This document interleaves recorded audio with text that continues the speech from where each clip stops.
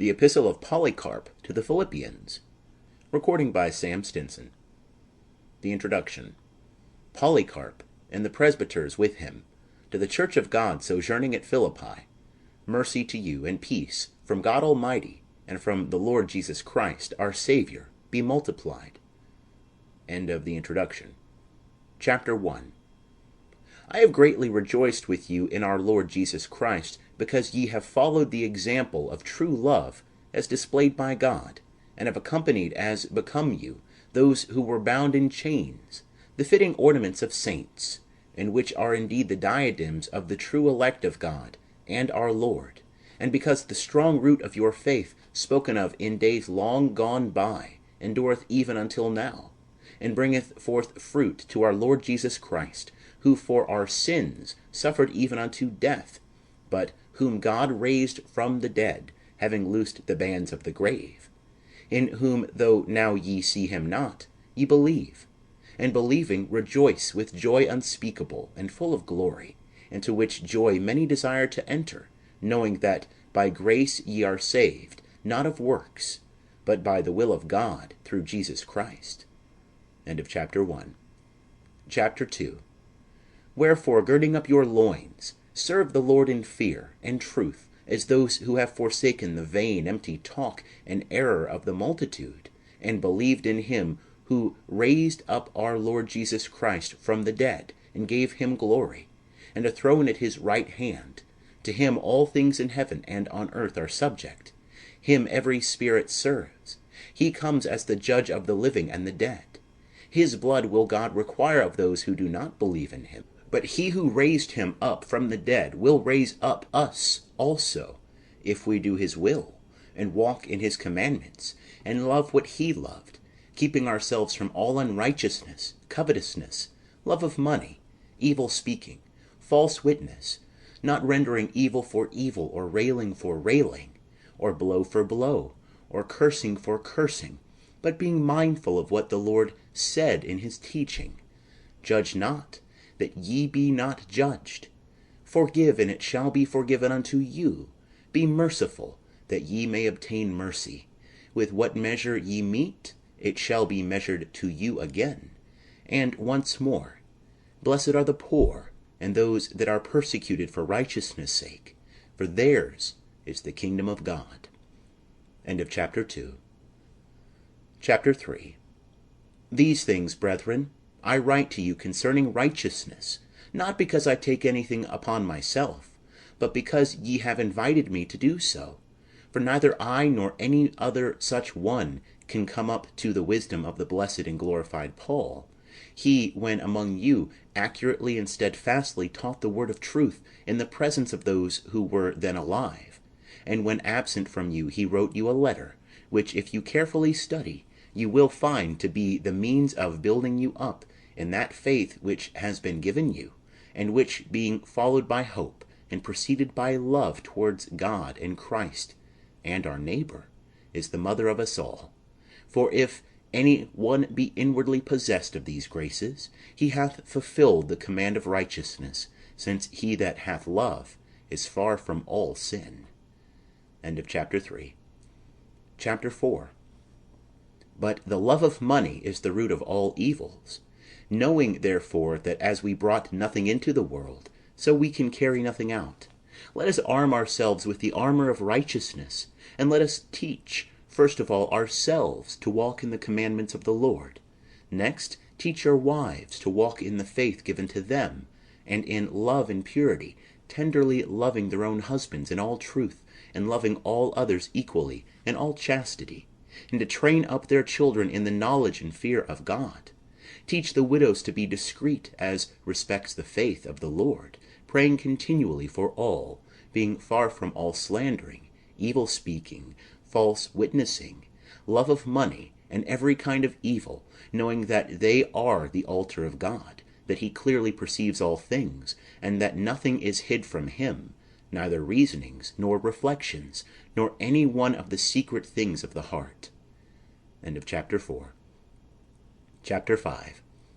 Knowing then that God is not mocked, we ought to walk worthy of his commandment and glory, In like manner should the deacons be blameless before the face of his righteousness, as being the servants of God in Christ, and not of men.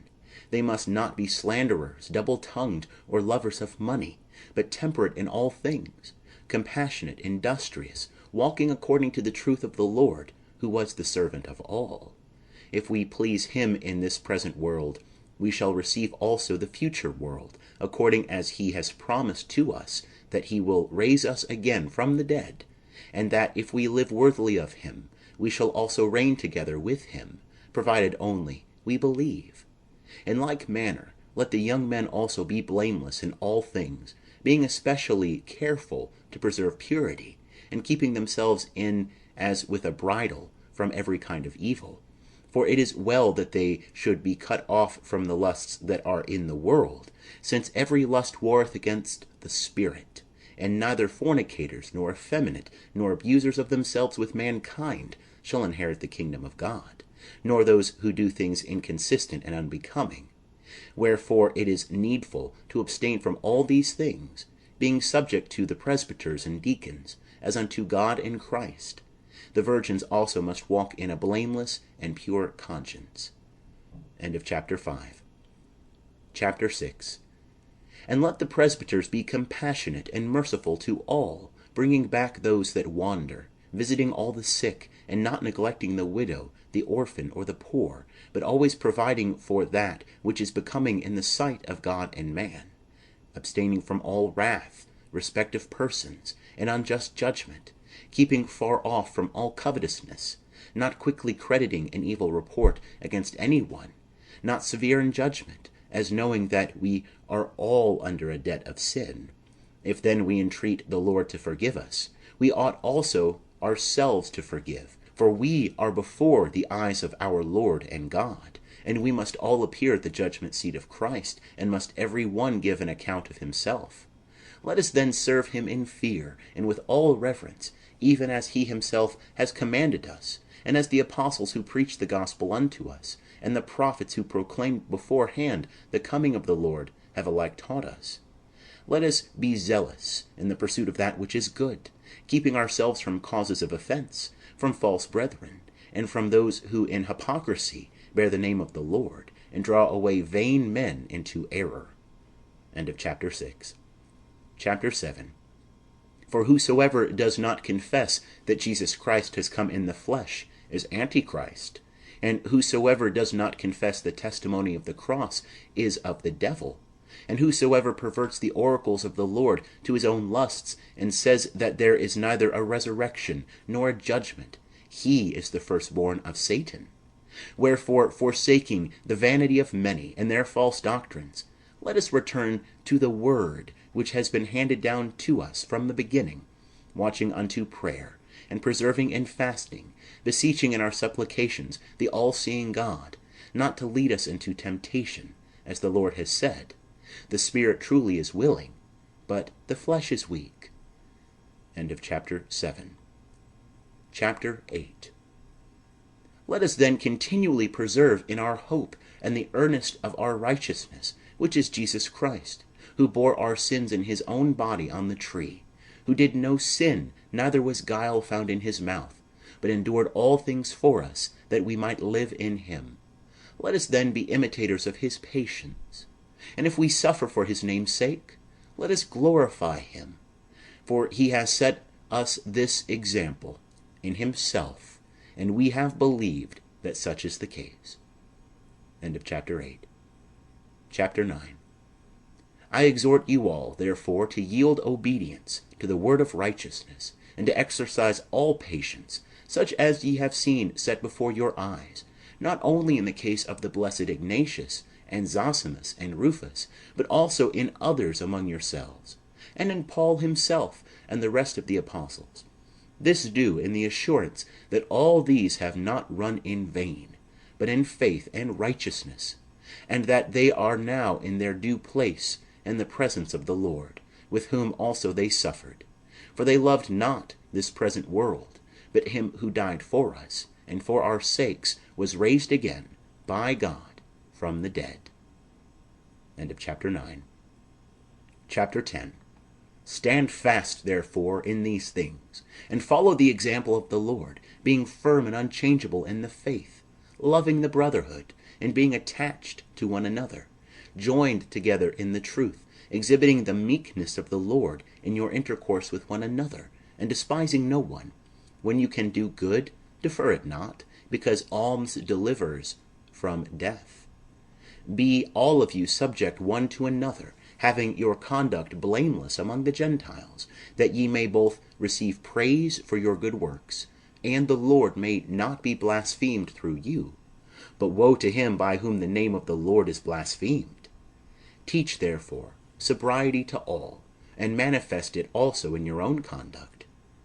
End of chapter 10. Chapter 11. I am greatly grieved for Valens, who was once a presbyter among you, because he so little understands the place that was given him in the church.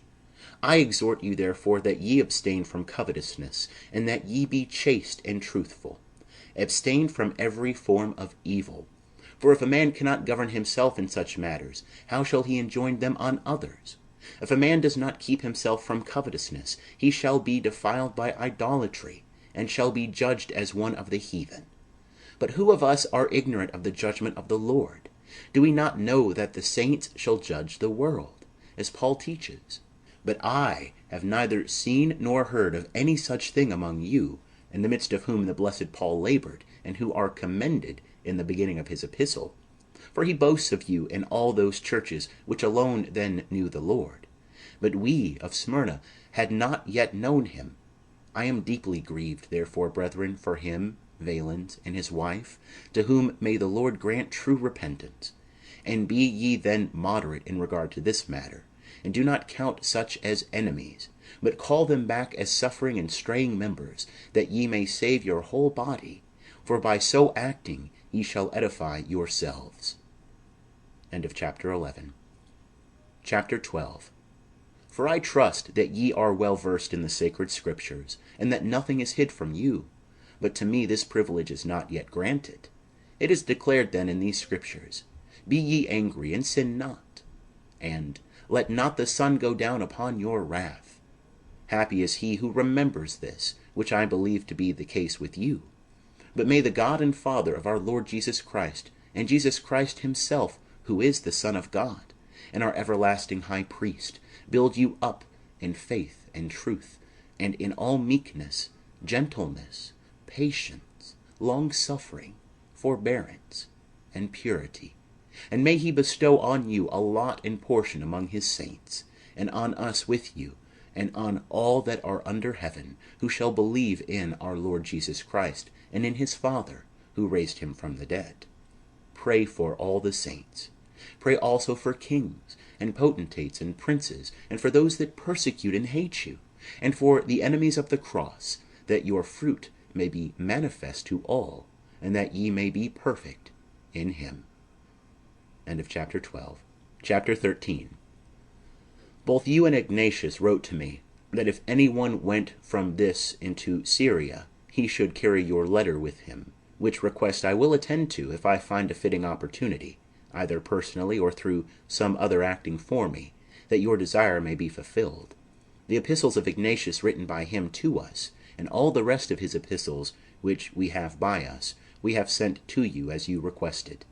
They are subjoined to this epistle, and by them ye may be greatly profited, for they treat of faith and patience, and all things that tend to edification in our Lord.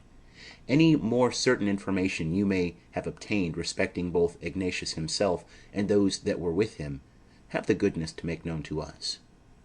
End of chapter 13. Chapter 14. These things I have written to you by Crescens, whom up to the present time I have recommended unto you, and do now recommend. For he has acted blamelessly among us, and I believe also among you. Moreover, ye will hold his sister in esteem when she comes to you. Be ye safe in the Lord Jesus Christ. Grace be with you all. Amen.